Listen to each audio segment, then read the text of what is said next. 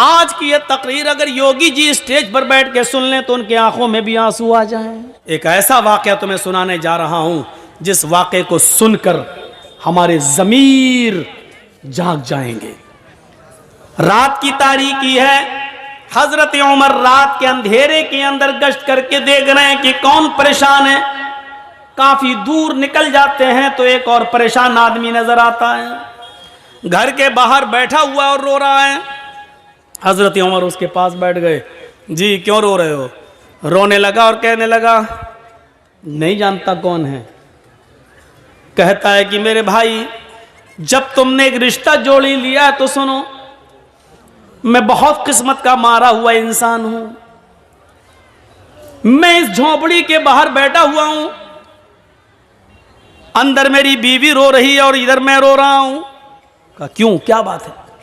कहा मेरी बीवी बहुत ही ज्यादा खूबसूरत है और मेरी गांव का एक बहुत मजबूत आदमी, पैसे में भी मजबूत है, असर और रसूख में भी मजबूत है और ताकतवर भी है। उसके आगे पीछे गुंडे भी रहते हैं।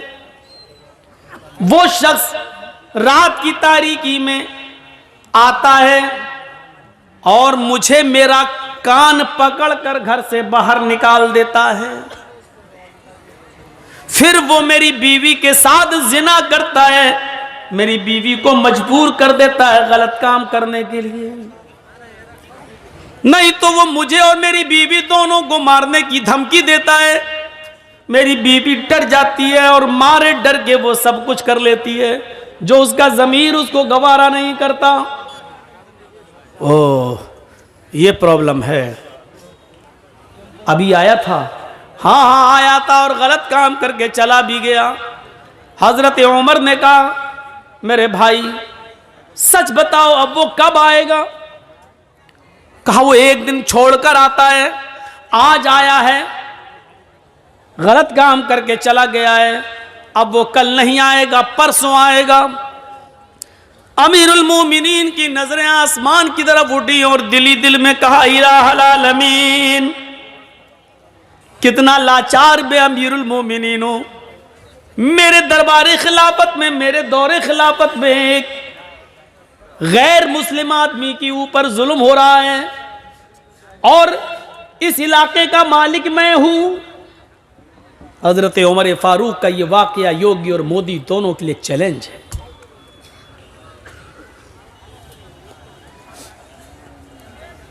सोचें,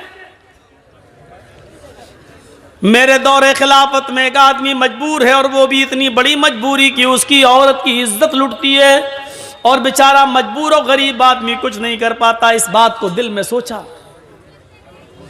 कहा कि सुनो, परसों जब वो आएगा तो 2-3 काम करना बस। कहा क्या? कहा अपनी बीवी से कहना कि जब वो आए और तुम्हारे साथ गलत काम करने का इरादा करे और आ ही जाए तो उससे कहना कि भाई अब तो हमारा और तुम्हारा मामला बहुत करीब हो ही गया है, तुम हमारे दिल में बैठ ही चुके हो और हम तुम्हारे दिल में, तो अब रोजाना नखरे दिखाने से क्या फायदा। ऐसा करो कि ये काम तुम कर, जब चाहो तब कर लिया करो, लेकिन रोशनी में मुझे अच्छा नहीं लगता है, रोशनी में मुझे मेरे पति की, मेरे शौहर की याद आती है, इसलिए चिराग बुझाकर ये गलत काम करो और मैं खुलकर तुम्हारा सपोर्ट करूंगी। इतना कहना, वो तुम्हारी बीवी की बातों में आ जाएगा और चिराग बुझा देगा, बकिया काम मैं संभाल लूंगा। वो कहने लगा, क्या मतलब है तुम्हारा? बकिया काम संभाल लूंगा, क्या मतलब? कहा तुम डरो नहीं, कुछ नहीं होगा, और अपनी बीवी से ये कह देना कि खाना बनाकर रखना। यार ये क्या मसला, खाने से इसका क्या ताल्लुक है? बस जो कह रहा हूं वो करना। अपनी बीवी को बोलना कि खाना बनाकर रखे और जब वो तुमसे गलत काम करने लगे तो चिराग बुझा देना, बस। एक दिन गुजर गया, वो नहीं आया। दूसरा दिन वो आता है, जिना की नीयत लेकर आता है, जिना के इरादे से आता है, जिना करने के लिए आता है। उस गरीब आदमी की झोपड़ी में घुसता है, हजरत उमर फारूक पहले से तलवार लेकर छिपे हुए हैं। घर के मालिक को भी पता नहीं कि अमीरुल मोमिनीन आ चुके हैं। इस आदमी के आने का इंतजार कर रहे हैं। जब रात पूरी तरीके से अंधेरे में छा जाती है, तब यह शख्स अंदर जाता है, कान पकड़कर घर के मालिक को बाहर बिठाता है। चल बाहर, चल उधर, चल अंदर कर दे बाहर। खुद अंदर जाता है। चिराग जल रहा होता है। बीवी ने आज मुस्कुरा कर कहा, अब आपसे क्या पर्दा करूं, हमारा आपका मामला तो अब रोज का हो चुका है। सुनो, ऐसा करो भाई, अब तुम करते ही हो गलत काम तो खुल के करो, लेकिन चिराग बुझा दो, क्योंकि चिराग जलता है तो मुझे शौहर का प्यार याद आता है। मैं चाहती हूं कि अपने शौहर को भूल जाऊं और तुम्हारी आगोश में आ जाऊं। अंधेरा कर दो।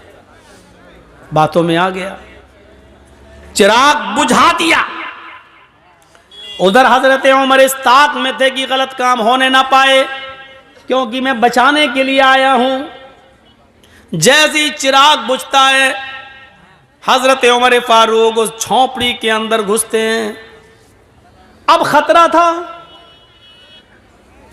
कि तलवार अंधेरे में चलाएं तो ऐसा ना हो कि आदमी की जगह पर, जानी की जगह पर इस गरीब आदमी की बीवी की गर्दन पर कहीं तलवार न चल जाए। इसलिए कुछ बोलना था। हजरत उमर अंदर घुसे और खांसे। वो समझा कि इसका पति आ गया अंदर। उसने कहा, अभी भाग, चल, अभी तो कुछ हुआ ही नहीं, तू आ गया, भाग। इसी आवाज को सुनना था हजरत उमर फारूक को।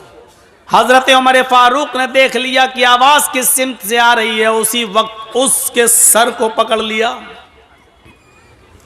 जैसे ही उसके सर को पकड़ा और बाल पकड़ के खींचा, तो उसके बाल भी लंबे लंबे थे। अब यह शक हुआ कि कहीं औरत के बाल तो नहीं है। अब वो उसको बार बार उसको बाल को झुमा रहे हैं, तो वो चीखता है, अबे क्या कर रहा है, अबे हट। समझ गए कि यही है। फौरन बाल पकड़ के गिराया, मारी एक तलवार। जिंदगी का रिकॉर्ड है, हजरत उमर ने जब भी किसी को कत्ल किया, दोबारा तलवार चलाने की नौबत नहीं आई। एक ही वार में गर्दन तन से जुदा हो जाती थी। अंधेरे में भी तलवार मारी तो गर्दन अलग पड़ी हुई है, तन अलग है, तड़पने लगा। कहा, मेरी बहन जल्दी से चिराग जलाओ। चिराग जलाया। हजरत उमर ने चेहरा देखा, मुस्कुराहट आई। कहा, अल्हम्दुलिल्लाहि रब्बिल आलमीन। घर का मालिक अंदर आ गया, कहने लगा, है बड़ा अजीब मामला है। किसी मरे हुए आदमी को देखकर इन्ना लिल्लाह पढ़ा जाता है मुसलमानों में, और यह अल्हम्दुलिल्लाह पढ़ रहा है, मामला क्या है? कहा, मेरी बहन जल्दी से चिराग जलाओ। चिराग जलाया गया। शक्ल देगी तो कहा, अल्हम्दुलिल्लाहि रब्बिल आलमीन। इधर आओ मेरे भाई, अंदर क्या, बाहर क्या खड़े हो, तुम्हारा काम हो गया है। मार दिया, कत्ल कर दिया क्या? अरे अगर यह अमीरुल मोमिनीन को, उमर को पता चल गया तो मुझे भी कत्ल कर दिया जाएगा। ये तुमने क्या किया?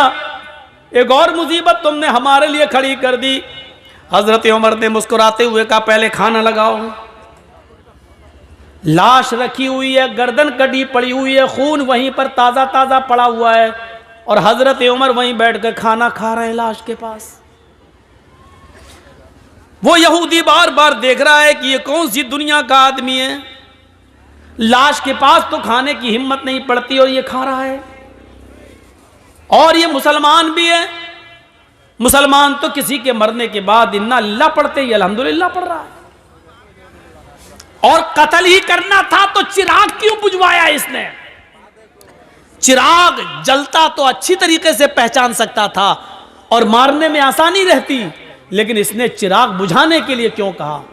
हजरत उमर फारूक जब वहां से जाने लगे तो उसने पैर पकड़ लिए, कहता है मेरे ऊपर मुसीबत खड़ी करके कहाँ जा रहे हो? उमर के किसी आदमी को पता चल गया तो मुझे भी कत्ल कर दिया जाएगा। हजरत उमर ने कहा पैर छोड़ो, क्यों डरते हो, क्या बात है, मैं ही उमर हूं। हाँ मैं ही उमर हूं, मैं सिर्फ मुसलमानों का अमीर नहीं हूं, गैर मुस्लिमों की परेशानियों को दूर करना भी हमारी जिम्मेदारी है। हमारे हुदूद में आते हो तुम, हमारे भी आदमी आएंगे, इस डेड बॉडी को उठा के ले जाएंगे, आपको घबराने की जरूरत नहीं है। अब उसकी जान में जान आई। हजरत उमर जाने लगे तो कहा कि जाऊं? उसने कहा जा रहे हो, लेकिन 2-3 बातें अगर बता सकते हो तो बता दो। कहा क्या? कहा अमीरुल मोमिनीन, चिराग की रोशनी अगर जल रही होती तो आपको इस आदमी को मारने में आसानी थी, लेकिन आपने ये क्यों कहा था अपनी बीवी से कह देना कि चिराग बुझा देना। और जब चिराग जलाकर देखा तो आपने इन्ना लिल्लाह के बजाय अल्हम्दुलिल्लाह आपने क्यों कहा? और आपने ये क्यों कहा था कि खाना बनाकर रखना, खाने से इसका क्या ताल्लुक था? ये 3 बातें मेरी समझ में नहीं आई। हजरत उमर ने कहा मेरे यहूदी भाई सुन, जब तूने मुझे परसों अपनी बीवी की दास्तान सुनाई, इंसानियत देखिए, मानवता देखिए, आज की यह तकरीर अगर योगी जी स्टेज पर बैठ के सुन लें तो उनकी आंखों में भी आंसू आ जाएं। अगर उनके पास इंसानियत का दिल होगा तो, और अगर उनके अंदर इंसानियत ही ना हो, ठोक दो वाली पॉलिसी अपना रहे हों, तो उनकी अम्मा भी मर जाए तब भी आंसू नहीं आएंगे, उनके बच्चे है ही नहीं तो क्या रोएंगे। हम भी क्या क्या बोल जाते हैं। अब रात के 11:15 बज रहे हैं तो दिमाग तो मेरा भी खराब है ना। अब उसके अंदर क्या दर्द होगा बेचारे के अंदर। सोचिए जरा, ये अमीरुल मोमिनीन है और एक यहूदी की मदद करने पहुंच रहे हैं। यहां 750 किसान के मरने के बाद कानून वापस लिया जाता है, लेकिन 2 मिनट का मौन तक नहीं रखा गया। मोदी जी आज तक उन 700 किसानों को शहादत का दर्जा देने के लिए तैयार नहीं है। अगर शहादत का दर्जा देंगे तो यह मानना पड़ेगा कि आंदोलन सही था। सोचिए राजनीति इंसान को कहां से कहां पहुंचा देती है, कहां से कहां तक। किसान कानून वापस लिया जा रहा है, लेकिन उस बेटे के बाप को मंत्री पद से अभी भी बर्खास्त नहीं किया जा रहा है, जिसके बेटे ने किसानों के ऊपर गाड़ी चढ़ा दी। ये राजनीति क्या क्या गुल खिलाती है। कहा परसों जब मैं आया था और तूने मुझे अपनी दास्तान सुनाई थी तो उस दिन मैंने सोचा, तूने कहा कि बड़ा असर रसूख वाला आदमी है, जान पहचान वाला आदमी है, पैसे वाला आदमी है, तो मैंने सोचा कि आए उमर, ये गलत काम करने वाला कहीं तेरा बेटा तो नहीं है, कहीं तेरे खानदान का कोई आदमी तो नहीं है। इतनी हिम्मत किसकी है जो मेरे दौरे खिलाफत में यहाँ आकर ये काम कर रहा है। तो मेरे दिल में ये ख्याल आया कि इतना गंदा काम मेरे दौरे खिलाफत में कोई मेरे खानदान का, मेरे घर का कोई आदमी तो नहीं कर रहा है। इसलिए मैंने कहा था चिराग बुझा देना। आए मेरे यहूदी भाई, जब मैं घर के अंदर घुसा चिराग बुझाने के लिए, इसलिए कहा था अगर चिराग जल रहा होता और ये आदमी या जिना करने वाला कोई और होता, मेरा करीबी रिश्तेदार होता, मेरा बेटा होता, और तेरे घर में जब मैं घुसता और चिराग जल रहा होता और मेरी नजर उसकी ऊपर पड़ती और उसकी मेरी ऊपर पड़ती, तो हो सकता अपना बेटा समझकर, अपना बेटा अपने बेटे को देखकर, अपने भतीजे को देखकर अपने खानदान के किसी रिश्तेदार को देखकर हो सकता था कि मेरा गुस्सा ठंडा हो जाता और तलवार फिर मेरी उसकी गर्दन पर न चलती और फिर मैं तुझे मनाता कि कुछ ले दे के मामला रफा दफा कर लो। इसलिए मैंने चिराग बुझाने के लिए कह दिया था, ताकि ना मैं शक्ल देखूंगा ना उसकी शक्ल मुझे दिखेगी, तो तलवार चलाने में आसानी होगी।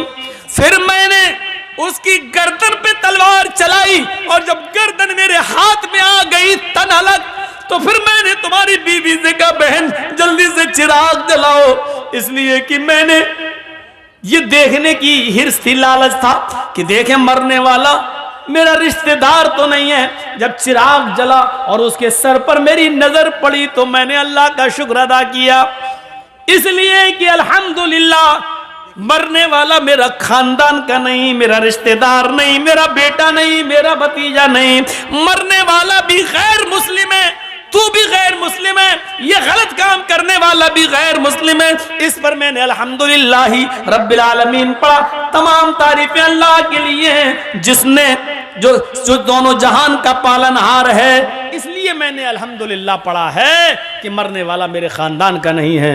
उसने कहा, अच्छा खाना बनाने के लिए क्यों कहा?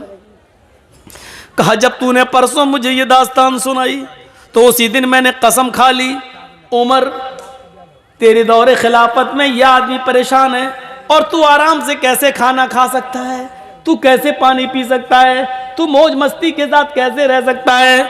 आए उमर, उस वक्त तक तेरे ऊपर खाना हराम है जब तक कि उस आदमी के लिए खाने के लिए रास्ता हमवार न कर देगा, जब तक कि इस आदमी को मारकर और उस आदमी को नजात देकर जब तक मैं फारिग न हो जाऊं तब तक मैं खाना नहीं खाऊंगा।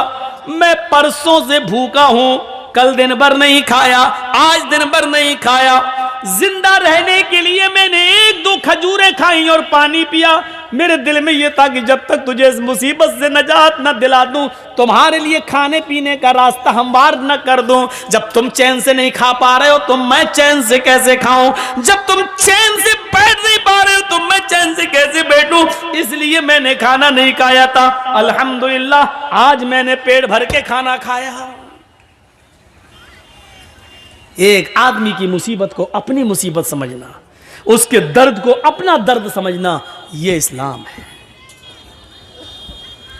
इन्नद्दीन इंदल्लाहिल इस्लाम, अल्लाह की दृष्टि में, अल्लाह की नजर में सबसे बेहतर दीन इस्लाम है।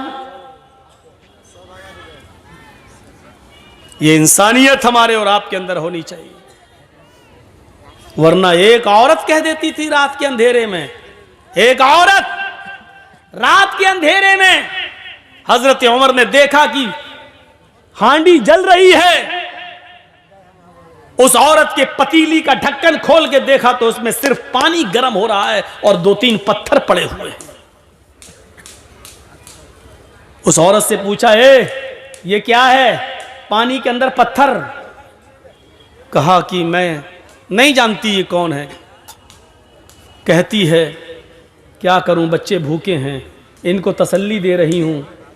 आग जलती रहेगी, हांडी पकती रहेगी, पत्थर उबलते रहेंगे और इन बच्चों को इंतजार में, हाँ मेरी माँ खाना बना रही है, नींद आ जाएगी और भूखे सो जाएगी।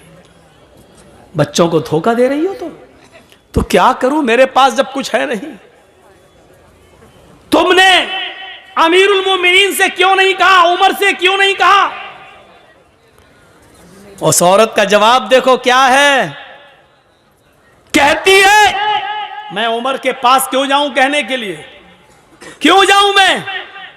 उमर अमीर है, लोगों का जिम्मेदार है। उमर की ड्यूटी है ये पता लगाना कि किसके घर में चूल्हा जल रहा है और किसके घर में चूल्हा नहीं जल रहा है। मेरे भाई तुम गवाह रहना, हजरत उमर से ही कह रही है, मेरे भाई तुम गवाह रहना, कल कयामत के दिन मैं उमर का गरीबान पकड़ूंगी। आज कोई योगी जी से कह दे, देख लेंगे तुम्हें कयामत के दिन, या कुछ उल्टा सीधा एक जुमला बोल दे, जमानत नहीं होगी आपकी, राष्ट्रद्रोह का मुकदमा ठुक जाएगा। राष्ट्रद्रोह का एक तो ठोंक दो वाली भाषा, और दूसरा मुकदमा देखा ना डॉक्टर कफील के ऊपर कैसे कैसे मुकदमे चलाए थे, जिसने बच्चों की जान बचाई हो, अपने घर का ऑक्सीजन लेकर बच्चों की जान बचाई हो, उसके ऊपर राष्ट्रद्रोह का मुकदमा। हजरत उमर से कहा उसने, कयामत के दिन मैं उमर का गरीबान पकड़ूंगी। उमर बोले, बहन उमर को क्या मालूम तुम्हारी हालत का नहीं मालूम है तो मालूम करना चाहिए, ज्यादा पक्ष मत लो उमर का, ज्यादा पक्ष मत लो उमर का, चलो यहां से। हजरत उमर कहते हैं, मेरी बहन तुम रुको, तुम बहन हो, मैं घर से कुछ इंतजाम करता हूं। ये नहीं बताया कि मैं ही उमर हूं। अंदर गए, दरबार खिलाफत में अपने गुलाम मसलम को जगाया, आटे की एक बोरी, घी वगैरह, अनाज वगैरह, और उस जमाने में जो फल फ्रूट जो अनाज चलता था उसकी एक थैली ली, एक पीठ पे लादी, तेल और घी अपने हाथ में लिया और चलने लगे। उनका गुलाम कहता, अमीरुल मोमिनीन ये क्या कर रहे हैं आप? हमारे आका है, मैं आपका गुलाम हूं, ये सारा बोझ उठाने के लिए मैं हूं, आप नहीं। हजरत उमर ने जो जवाब दिया सुनिए, वो इस मुल्क के जिम्मेदारों के लिए जरूरी है। हजरत उमर ने जवाब दिया, नहीं नहीं नहीं नहीं, कयामत के दिन उस औरत ने मेरा गरीबान पकड़ने की बात कही, तुम्हारा नहीं, इसलिए इस गल्ले की बोरी को मैं ही अपनी पीठ पर ला दूंगा और मैं ही लेकर जाऊंगा। हजरत उमर उस गल्ले को लाद कर जाते हैं, अपने हाथ से आटा गूंथते हैं, अपने हाथ से सालन तैयार करते हैं, अपने हाथ से बच्चों को खाना खिलाते हैं, फिर उस औरत से कहते हैं, बच्चों की मां बहन तुम भी खाना खा लो। फिर उस औरत ने खाना खाया। जब हजरत उमर फारूक ने उन सबको खाना खिला दिया और वहां से जब आने लगे तो उस औरत ने पीछे से दामन पकड़ के कहा, लोग कितने बेवकूफ हैं जो उमर को खलीफा बना देते हैं। उमर के अंदर खलीफा होने वाली कोई चीज नहीं पाई गई। अरे खलीफा बनने के लायक तो आप हैं, अमीरुल मोमिनीन तो बनने के लायक आप हैं। आप रात में उठते हैं और गरीबों की देख रेख करते हैं। आपने हमारे बच्चों का पेट पाला, अल्लाह आपका पेट आपके बच्चों को आबाद रखे। हजरत उमर फारूक रोने लगे। उस औरत ने कहा, तो आपने मुझे बहन कहा और आप रो रहे हैं। आपने मेरे घर में खुशियां दी हैं, बच्चों को खिलाया है और मेरी वजह से आपकी आंखों में आंसू। कहा, नहीं मेरी बहन, तेरी वजह से आंसू नहीं, आंसू तो इन जुमलों से आए हैं कि तूने कहा कयामत के दिन में उमर का गरीबान पकड़ूंगी। मेरी बहन, मैं तुझे कैसे बताऊं कि मैं ही उमर हूं, अमीरुल मोमिनीन मैं ही हूं, और ये मेरी गलती है कि अब तक तेरे घर की खबरगिरी मैं नहीं कर सका। मेरी बहन, कयामत के दिन अब मेरा गरीबान मत पकड़ना। मेरी बहन, अल्लाह के दरबार में इतनी गवाही दे देना कि मेरा एक जुमला जब सुना तो इसने मेरे बच्चों को खिला दिया था और अपनी जिम्मेदारी पूरी की। क्या जिम्मेदार देखिए कैसा था, वो अपनी जिम्मेदारी को समझता था। हम अपनी जिम्मेदारी नहीं समझते, अपना हो या पराया, हर एक की खिदमत करना ये इस्लाम कहलाता है। यही इस्लाम का दर्स है, यही इस्लाम है, इसी इंसानियत का नाम इस्लाम है। हम भूल जाते हैं, हम फरामोश कर देते हैं। 4 साल हो जाते हैं हजरत उमर फारूक को। 10 साल तो खिलाफत की है, 10 साल में 4 साल ऐसे गुजरे कि रात के अंधेरे में रोजाना एक घर में जाते। एक सहाबी है हजरत तुफैल दौसी, कबीले दौस से उनका ताल्लुक। उनको शक होता है कि उमर ये रात को रोजाना कहां जाते हैं। पूछ पूछ के थक गए, लेकिन हजरत उमर ने नहीं बताया कि मैं रात को कहां जाता हूं। एक दिन तुफैल दौसी को तजस्सुस सूझ गया, देखें कहां जाता है उमर। रात की तारीकी में, रात के अंधेरे में जासूसी करने लगे। हजरत उमर आगे आगे जा रहे हैं, तुफैल दौसी पीछे पीछे पेड़ से छुप छुप के कि उमर मुझे देख न लें। हजरत उमर दाएं बाएं देख रहे हैं, लेकिन इनको पीछे का कोई आदमी दिखाई नहीं दे रहा है। चल दिए 4-5 मील दूर एक बियाबान आबादी में, आज बियाबान जगह आ जाते हैं। 5-6 झोपड़ियों के अलावा वहां कुछ नहीं है। एक झोपड़ी में चिराग जल रहा था। हजरत उमर फारूक ने दाएं बाएं देखा कि मुझे कोई नहीं देख रहा, उस झोपड़ी के अंदर घुस जाते हैं। तुफैल दौसी को शक हो गया कि उमर इतनी रात में इस झोपड़ी में क्या करने गया। इंसान की फितरत है, रात के अंधेरे में आप भी अगर दाएं बाएं देखें और कोई ना आपको देख रहा हो, चुपके से आप किसी घर में घुस जाएं, वो भी रात के अंधेरे में, तो मेरे दिल में तो तरह तरह के ख्यालात उठेंगे ही कि आप क्यों गए, इतनी रात में क्यों जा रहे हैं। तुफैल दौसी कहते हैं कि मैं उमर के निकलने का इंतजार करने लगा कि इतनी रात में उमर इस घर में क्या करता है, और रोजाना आता है क्या करता है। काफी देर के बाद उस झोंपड़ी से जब हजरत उमर निकले और सीधे चले गए, तो फैल दौसी ने कहा जा रहे हैं जाने दो, मैं झोंपड़ी में जाके देखूं कि इसमें क्या है। हजरत तुफैल जब उस झोंपड़ी में घुसते हैं तो क्या देखते हैं कि कोने में चिराग जल रहा है। उस चिराग के पास खजूर के पत्तों की बनी हुई एक चटाई बिछी हुई है। उस चटाई के ऊपर कोई लेटा हुआ है। करीब गए तो पता चलता है कि एक औरत है, और करीब जाते हैं तो पता चलता है कि वो बूढ़ी औरत है, और करीब गए तो क्या देखते हैं कि वो तो आंखों से अंधी है, दांत उसके मुंह में नहीं है, और हाथों से कोड़ी और पैरों से लंगड़ी है। हजरत तुफैल उसके पास बैठ जाते हैं और कहते हैं माँ। उसने कहा जी क्या मैं तुमसे कुछ पूछना चाहूं तुम बताओगी। उसने कहा बोलो बेटा। कहा ये आदमी जो तुम्हारे पास आया है और अभी अभी यहां से गया है, ये कौन है, क्या तुम इसको जानती हो, क्या तुमने कभी इसको देखा है।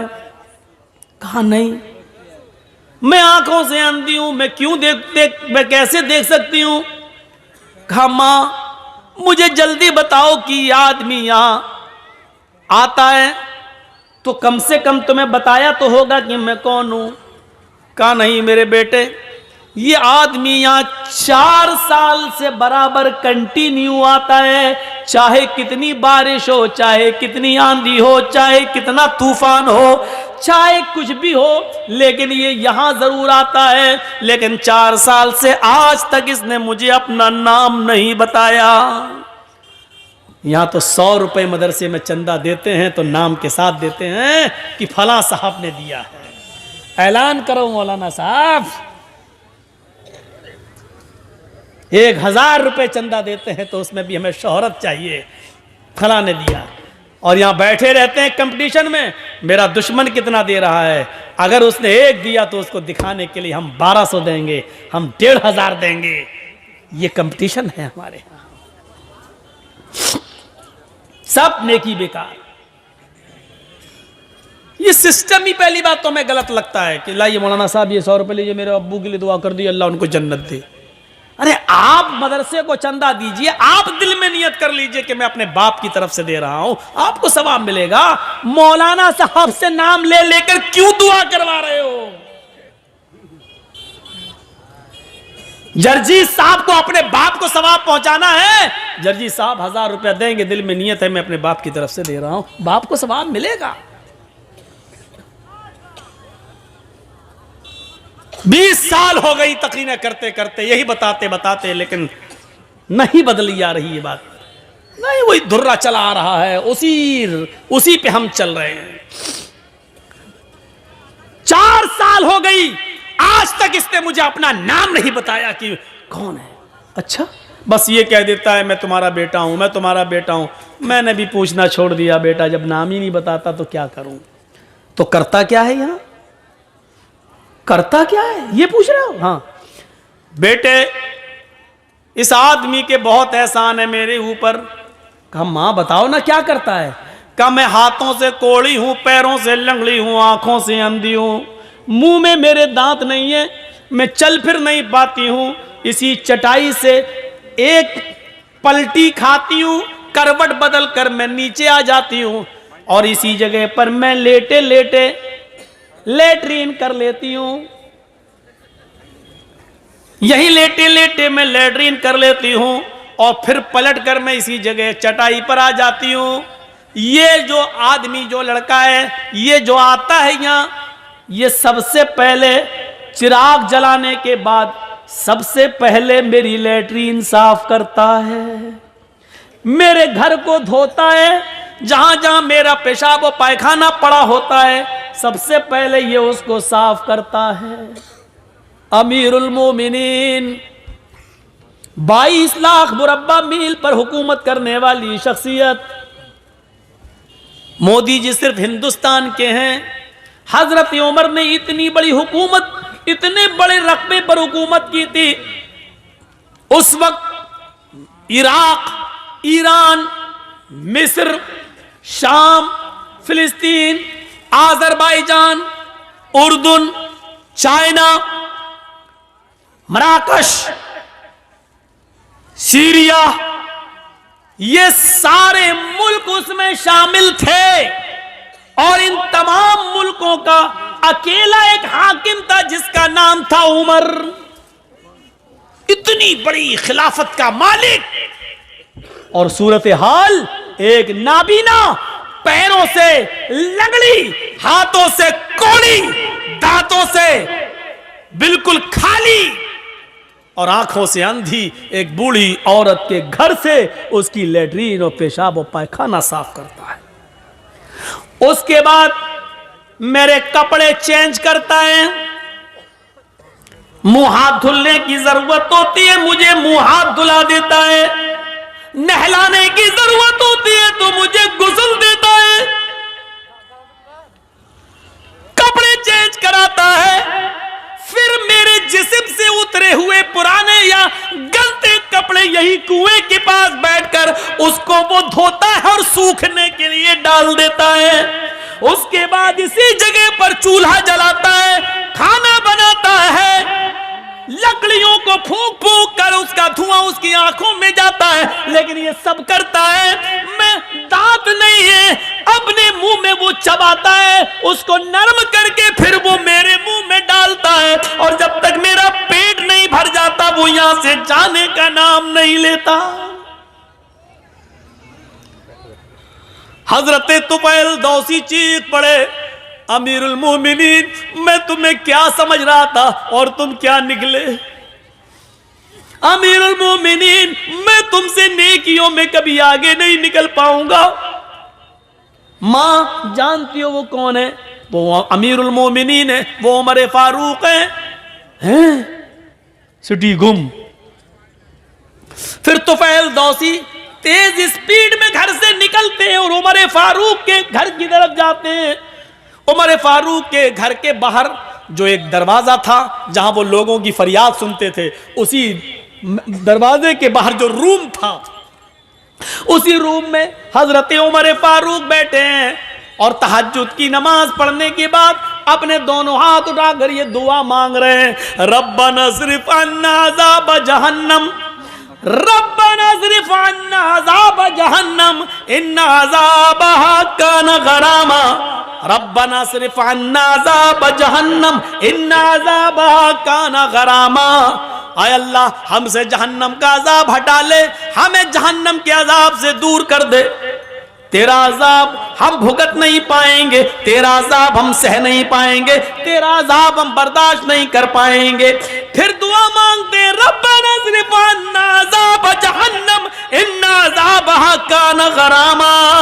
पीछे से तुफैल दौसी टोकते हैं और कहते हैं, रात में बूढ़ी औरत का पेशाब और पायखाना साफ करने वाला, रात में बूढ़ी औरत के कपड़े धुलने वाला, रात में बूढ़ी औरत के लिए खाना बनाकर खिलाने वाला, रात के अंदर बूढ़ी औरत की खिदमत करने वाला अमीरुल मोमिनीन। आए उमर, अगर तुम जहन्नम में चले गए तो फिर जन्नत में कौन जाएगा? रात की तारीकी में 4 साल से ये खिदमत करने वाला शख्स अगर जहन्नम में चला गया तो फिर जन्नत में कौन जाएगा?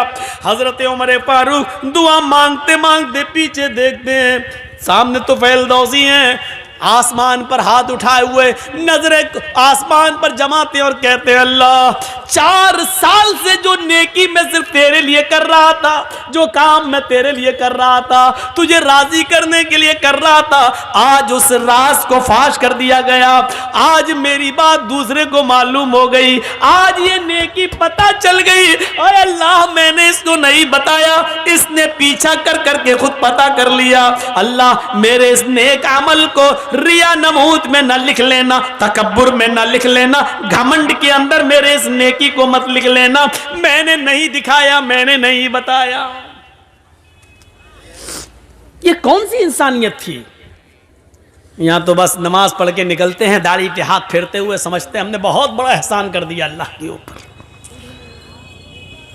आए मगरिब कहाँ नमाज पढ़ने गए थे, नमाज पढ़ने गए थे, नबी मस्जिद से निकले नमाज पढ़ के। ऐसा लगता है जैसे अल्लाह के ऊपर कितना बड़ा एहसान करके आ रहा है यार। सिर्फ नमाज पढ़ लेने से मेरे भाइयों जन्नत नहीं मिल जाती है, आपको उसके लिए इंसानियत भी अपनाना पड़ेगी, अल्लाह के हुकूक भी अदा करना और बंदों के हुकूक भी अदा करना। हम बंदों के हुकूक क्या अदा करेंगे? क्या हमारे मियाँ बीवी के हुकूक, बच्चों के हुकूक हम अदा करते हैं? हम अपने घर में उनके हुकूक अदा नहीं करते। एक शख्स हजरत उमर फारूक के पास आया, अपनी बीवी की शिकायत करना थी उसको। तो हजरत उमर फारूक के बाहर वाले कमरे में वो बैठ गया, देखा कि अंदर से आवाज आ रही है। उसने कान लगाया तो क्या देख रहा है, क्या सुन रहा है? उमर फारूक की बीवी उमर को डांट रही हैं। हाँ, तुम तो चले जाते हो, सुबह से शाम तक आते नहीं हो, पकने का पता नहीं है, खाने की फिक्र नहीं है, बच्चों की फिक्र नहीं है, तुम्हें क्या खलीफा बने बैठे। बहुत कुछ सुना डाली। हजरत उमर फारूक नीचे गर्दन डाल के सुन रहे हैं। तसव्वुर करो, उमर सुन रहे हैं, उमर सुनने वाले आदमी हैं, लेकिन बीवी की सुन रहे हैं। अब निकलते हैं बाहर तो क्या देखते हैं कि एक आदमी उनके घर से बाहर जा रहा है दरवाजे से, ये जरूरत के लिए आया था। हजरत उमर ने उसको आवाज दी, इधर आओ, इधर किधर। वो आया, जी जी जी तुम हमारे पास आए थे जी, फिर जा क्यों रहे हो? कुछ जरूरत थी? कि हाँ जरूरत तो थी, आया तो काम से था, लेकिन वो काम आपके बस का नहीं है, मैं जा रहा हूं। का क्या मतलब? का नहीं नहीं वो आप दूरी नहीं कर पाएंगे इसलिए मैं जा रहा हूं। अरे काम बताया है नहीं तूने और कह रहा कि दूर नहीं कर पाएंगे? अरे काम तो बता पहले क्या है। कहने लगा अमीरुल मोमिनीन, मैं अपनी बीवी की शिकायत लेकर आया था कि मेरी बीवी हमें डांटती रहती है, फटकारती रहती है, हमारी सुनती नहीं है। आया था शिकायत लेकर, लेकिन यहां आने के बाद देखा कि आप तो खुद उस बीमारी में मुब्तला हैं, आपकी बीवी खुद आपको डांट रही है, तो आप मेरी क्या दूर करेंगे? आप अपनी नहीं कर पा रहे हैं। हजरत उमर ने कहा बैठो, बैठ गए। कहा ये बताओ, शादी के बाद जो बच्चा पैदा होता है वो बच्चा किसका है? कहा बाप का। कहा बच्चे को दूध पिलाने की जिम्मेदारी किसकी है? कहा बाप की। कि अगर औरत दूध पिलाने का पैसा मांग ले शौहर से कि मैं आपके बच्चे को दूध पिलाऊंगी लेकिन आपसे इतना पैसा लगेगा, तो आपको देना पड़ेगा। कहा बच्चा किसका होता है? कि बाप का। पेशाब और पैखाना उस बच्चे का धोना किसकी जिम्मेदारी है? कहा बाप की। कहा कि हमारी बीवी हमारे बच्चे को धुलाती है, नहलाती है, दूध पिलाती है, इतना अल्लाह ताला ने उसके दिल में रहम डाल दिया है, और खाना पकाना भी औरत की जिम्मेदारी नहीं है, लेकिन वो हमारे लिए खाना भी बना देती है। कहने लगा खाना बनाना औरत की जिम्मेदारी नहीं है? कहा नहीं, नान नफका मर्द के जिम्मे है। आपका निकाह हुआ होगा तो काजी साहब ने निकाह पढ़ाया होगा तो उसमें कहा होगा फलां फलां लड़की के साथ, फलां फलां की बेटी के साथ इतने इतने रुपए मेहर या ये मेहर के इवज अलावा नान नफका, अलावा नान नफका आपका निकाह किया जा रहा है। क्या आपने कबूल किया? मान लीजिए किसी लड़की का नाम जैनब है और उसके बाप का नाम इदरीस है, तो आप निकाह जब पढ़ाएंगे तीनों आयतें पढ़ने के बाद यह कहा जाएगा कि आए यूसुफ साहब, आए असलम साहब, आए जमील साहब, ज़ैनब बिनते इदरीस, इदरीस की बेटी ज़ैनब के साथ आपका निकाह 5,000 रुपए मेहर के एवज या 2 तोले सोने के एवज आपका निकाह किया जा रहा है। अलावा नान या 5,000 रुपए मेहर के एवज सिक्का राइजुल वक्त अलावा नान नफका आपके निकाह में दिया जा रहा है। क्या आपने कबूल किया? उसके जवाब में आप कहेंगे हाँ मैंने कबूल किया। तो अलावा नान नफका यानी इतने रुपए मेहर तो देना ही है, नान नफका भी आपके, नान मानी रोटी, नफका मानी खर्चा, यानी दवा, बीमारी, इलाज, बच्चों के खर्चे, ये सब औरत की, मर्द की जिम्मेदारी है कि वो औरत को दे। तो वो पकी हुई रोटी भी मांग सकती है। एक मर्तबा एक पंचायत में हमें जाने का मौका मिला था, लेकिन वो अब बेचारा लड़का जो था वो किसी आलिमा से शादी कर लिया था, मौलवन थी वो, पढ़ी लिखी। अब दोनों में बिगड़ गई। हम लोगों ने बहरहाल किसी तरह मामला निपटाया और बनाया उन दोनों का। तो मैंने कहा सुनो ये काम तुम करोगे, और लड़की से कहा देखो आज के बाद शिकायत न सुने, रोटी खाना बना लेना, तैयार करना, तुम्हारा शौहर दुकान से आएगा उसको खाना खिलाना, ये तुम्हारी जिम्मेदारी। कहती है मौलाना साहब आपको किसने मौलाना बनाया है? हमने कहा क्यों, क्या हुआ? कहा कि रोटी बनाने की जिम्मेदारी हमारी नहीं है। कौन सी हदीस में लिखा बताओ तो? लड़का कहता देखी देखी देखी। हमने कहा और कर ले मौलवन से शादी कर, अब जब तूने की है तो भुगत। फिर मैंने 4 लोगों के साथ मिलकर समझाया कि देखो समाज के अंदर भी कुछ बातें ऐसी होती हैं जो लेके चलना पड़ता है। अब तुम्हारा शौहर जब इतना कर रहा है तो खाना तुम भी, तब उसको प्यार से समझाया। तब कहती हाँ ऐसे समझाओगे तो बना दूंगी, लेकिन अगर ये कहो कि खाना बनाना तुम्हारी जिम्मेदारी, मेरी नहीं है। अब आप लोग सोच रहे होंगे मौलाना यहाँ बयान कर दिया, कहीं ऐसा ना हो कि घर में कल हमारी औरतें हमसे खाना बनवाएं। इतना जालिम नहीं होंगी इंशाअल्लाह, इतना जालिम नहीं होंगी, जुल्म नहीं करेंगी। तो हजरत उमर ने उसको समझाया कि वो खाना बना देती हैं, कपड़ा धो देती हैं, बच्चे को नहला देती हैं, उसका पेशाब और पायखाना साफ कर देती हैं। कहता हाँ ये तो है, हाँ ये तो है, हाँ ये तो है। तो कहा फिर थोड़ी सी 2-4 बातें सुन ले, उसमें क्या बिगड़ रहा तेरा, चुप खामोश हो जा। देख मैं कितनी बड़ी हुकूमत का मालिक मैं सुन रहा हूं अपनी बीवी की, तू भी सुन ले। उसको समझा दिया। हर मामले में अकड़ ही ठीक नहीं होती है, क्योंकि अल्लाह के रसूल सल्लल्लाहु अलैहि वसल्लम ने फरमाया फ़इन्नल मरअता खुलिक़त मिन ज़िलइन, औरत आदम अलैहिस्सलाम की बाएं पिसली से पैदा हुई है, और पिसली का ऊपर वाला हिस्सा जो है वो टेढ़ा होता है। आप देख लीजिए ये पिसलियां है ना, ये पिसली, ये सबसे ऊपर वाली पिसली से पैदा हुई औरत, बाएं तरफ जो उल्टी तरफ। और आप देखेंगे पिसली जब आप निकालोगे जिस्म से तो ऐसे निकलेगी, ऐसे टेढ़ी होगी। अल्लाह के नबी ने फरमाया फ़इन ज़हब्ता तुक़ीमुहु कसरतहु, अगर तुम उसको सीधा करोगे ऐसे तो यहां तक तो सही होगी, बस ज्यादा करोगे टूट जाएगी, सीधी नहीं हो सकती। खुद अल्लाह के नबी कहते हैं पिसली टेढ़ी है, फ़इन ज़हब्ता तुक़ीमुहु कसरता, अगर तुम उसको सीधा करने गए तो टूट जाएगी। वइन तरकहु लम यज़ल अवज, और अगर छोड़ दिया तो टेढ़ी रहेगी। क्या करोगे?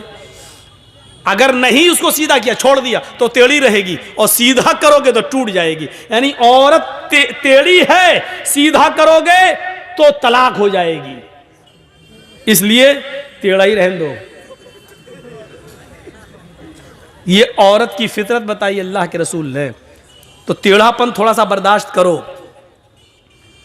क्योंकि सीधा करने के चक्कर में रहोगे औरत को तो औरत टूटना गवारा कर लेगी, लेकिन सीधा नहीं होगी।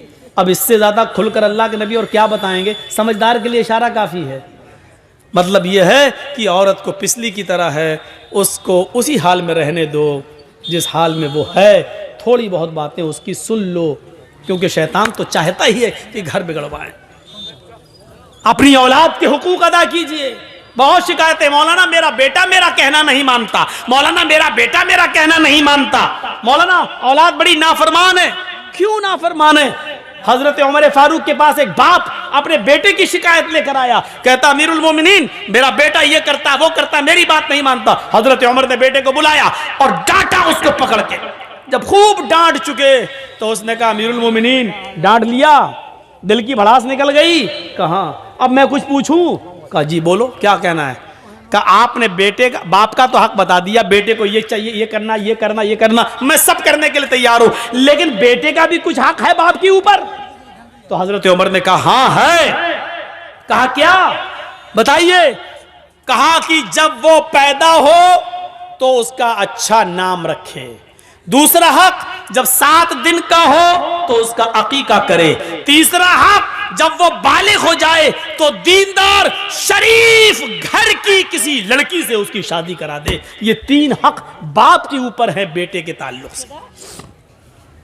कहा अमीरुल मोमिनीन मेरे बाप से पूछो इसने इन 3 हक में से कौन सा हक अदा किया मेरा? का नाम इसने मेरा रखा है, ये अरबी में कुछ बताया उसने जिसका नाम तर्जमा होता उर्दू में खटमल। मैं पैदा हुआ तो इसने मेरा नाम रखा खटमल है? और 7 दिन का हुआ तो इसने अकीका नहीं किया। और जब मैं बालिग हुआ तो मेरी शादी ऐसी लड़की से करा दी है जो बीवी नहीं डाइन है। अब बताइए कि मैं इसका हक अदा कैसे करूंगा? तब हजरत उमर फारूक ने लड़के की बात को सुना और उसके बाद फिर बाप को डांटा कि जब तुम अपनी औलाद का हक अदा नहीं कर रहे हो तो क्या उम्मीद रखोगे कि आपकी औलाद आपका हक अदा करेगी? है दोनों तरफ हैं मामलात। आप अपनी औलाद को रात के 12 बजे तक 1 बजे तक एंड्रॉयड मोबाइल दे दो और आपकी औलाद यूट्यूब पे लगी रहे, फेसबुक पे लगी रहे, मैसेंजर पे लगी रहे और पूरी 2 GB पर उसको जब तक खत्म ना कर ले बिस्तर पे सोने ना जाए, तो आप अपनी इस औलाद से ये उम्मीद रखते हैं कि आपके मरने के बाद आपकी औलाद आपके लिए दुआ करेगी रब्बिग़फिरली व लिवालिदैया? क्या ये कहेगी कि अल्लाह मुझे बख्श दे और मेरे माँ बाप को बख्श दे? आप ये उम्मीद लगाते हैं? हजरत मरियम अलैहिस्सलाम जिस मस्जिद के जिस मेहराब में रहती थी, हजरत ज़करिया उनकी किफालत करते थे। पढ़िए सूरह मरियम कुरान में। उनके पास बेमौसम फल आ गया उस मेहराब के अंदर। आम का मौसम नहीं था, आम आ गया। लीची का मौसम नहीं था, कोई फल आ गया जिसका मौसम नहीं था। जब ज़करिया ने बेमौसम फल देखा, मरियम के पास मस्जिद के मेहराब में जब बेमौसम फल देखा तो पूछा अन्ना लके हाजा, आए मरियम ये फल कहां से आया? इस फल का तो मौसम नहीं है लेकिन ये फल कहां से आ गया? यानी हजरत मरियम की किफालत करने वाले ज़करिया अलैहिस्सलाम अपनी जिसकी परवरिश कर रहे हैं मरियम से सवाल कर रहे हैं कि ये बेमौसम फल कहां से आ गया। गौर करें, ये एक बाप की जिम्मेदारी है कि ये बाप अपनी बेटी से पूछे कि बेटी ये तेरे पास मोबाइल कहां से आया है? तू घर से 4 कॉपी लेकर स्कूल गई थी, ये 5वीं कॉपी तेरे पास कहां से आ गई? मेरी बेटी तेरे मोबाइल में खाला का नंबर था, चची का नंबर था, फूफी का नंबर था और अम्मी का नंबर था, ये 5वां नंबर तेरे पास कहां से आ गया? मेरी बेटी तेरे मोबाइल में 10 रुपए का बैलेंस था, तुझे अपने माँ बाप को मिस बैल मारने के लिए 10 रुपए दिए थे ताकि कोई जरूरत पड़े तो मिस बैल मारना, हम तुझे कॉल कर लेंगे। ये तेरे मोबाइल में व्हाट्सएप चलाने के लिए नेट पैक कैसे आ गया? ये 1 GB 1.5 GB तुझे जो नेट पैक मिल रहा है ये कहां से आ गया? ये जिम्मेदारी किसकी है? हजरत ज़करिया मरियम से पूछ रहे हैं। कौन मरियम? कौन मरियम जिनके पेट से ईसा पैदा हुए? कौन मरियम जिनको बगैर शौहर के अल्लाह ने बेटा अता किया? कौन मरियम जिनकी पाक दामनी का ऐलान अल्लाह ताला ने किया है, जिनको पाक और साफ सुथरा होने का ऐलान अल्लाह ने किया है कि मरियम को किसी मर्द ने छुआ नहीं, लेकिन हमने फिर भी उनको एक बेटा दिया है। गौर करो, जिनकी पाक दामनी का ऐलान अल्लाह कर रहा है, हजरत ज़करिया उस पाक दामन लड़की से भी पूछ रहे हैं ये तेरे पास फल कहां से आ गया है? मेरी बेटी बता, मेरी सरपरस्ती में पलने वाली बता, मेरी किफालत में पलने वाली बता। ये बताना होगा ये बेमौसम फल तेरे पास कहां से आया? मैंने दिया पिता नहीं, तेरा कोई भाई है नहीं, फिर तेरे पास ये फल कहां से आ गया? अल्लाह की नेक बंदी थी, अल्लाह वाली थी, इसलिए जवाब देती है क़ालत हुआ मिन इंदिल्लाह। ज़करिया मेरे बारे में गलत मत सोचो, आपने पाला है, आपके खून में आपकी परवरिश को मैं जलील नहीं होने दूंगी, आपका नाम कभी खराब नहीं होने दूंगी। किसी लड़के ने मुझे ये फल नहीं दिया है, किसी मेरा कोई बॉयफ्रेंड नहीं है। क़ालत हुआ मिन इंदिल्लाह, ये फल तो अल्लाह की तरफ से आया है, फरिश्ता दे गया है, ये दुनिया का नहीं जन्नत का फल है, ये मेरी इबादतों के बदले में अल्लाह रब्बुल आलमीन ने जन्नत से भेजा है, इसमें किसी लड़के का कोई दखल नहीं है। जब मरियम से क्लास ली जा सकती है तो हम अपने बेटे और बेटियों की क्लास क्यों नहीं ले सकते? हम अपनी बच्चियों से क्यों नहीं पूछ सकते? हम उनसे सवाल जवाब क्यों नहीं कर सकते? हम उनसे क्यों नहीं पूछ सकते कि बेटी ये रात में 12 बजे तक क्यों जागती हो, मोबाइल क्यों चलाती हो, मोबाइल पर क्यों रहती हो? ये एक बाप की जिम्मेदारी है कि वो अपनी बेटी से पूछे, अपनी बच्ची से पूछे। चलिए लगभग खत्म ही था।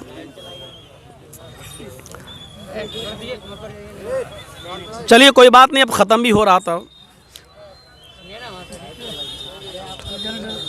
जनरेटर अब छोड़ दो।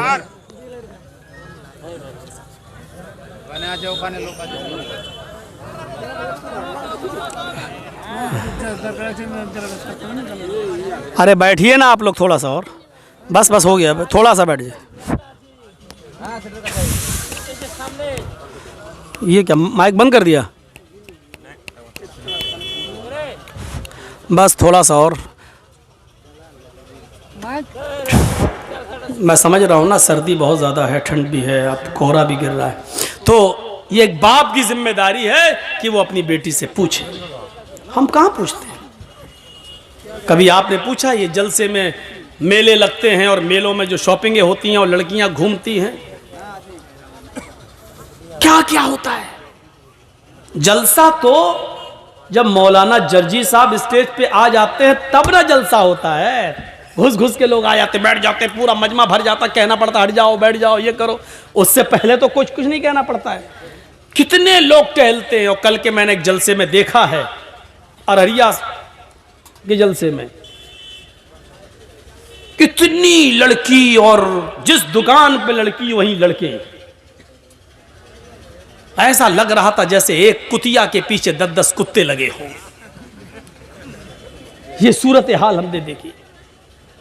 जलसे में हमको ला रहे हैं लोग कमरे से, जलसे गाह तक आने तक देख रहा हूं, जहां लड़की जा रही है और पीछे 4-4, 5-5 लड़के उसके पीछे लग रहे हैं। ये मिसाल हमें देना पड़ रही है। मौलाना साहब, ये कुतिया कुत्ते वाली मिसाल क्यों दे दी आपने? कुरान ने भी कभी कभी मिसालें दी हैं। उलाइका कल अनआम बल हुम अज़ल, ये चौपायों की तरह हैं बल्कि उससे भी ज्यादा गए गुजरे। अल्लाह ने भी कहा है चौपाए हैं उससे भी ज्यादा गए गुजरे। चौपायों में सूअर भी आता है, कुत्ता भी आता है। अब सूअर पे बवाल होगा, मौलाना साहब ने सूअर क्यों कह दिया? हमारे उत्तर प्रदेश में कुछ कठमुल्ला पैदा हो गए हैं, कहते हैं जिसने अपने मुंह से सूअर कह दिया उसकी एक 40 दिन तक जबान गंदी रहती है। नहीं, कैसे कैसे फतवे वो दे रहे हैं।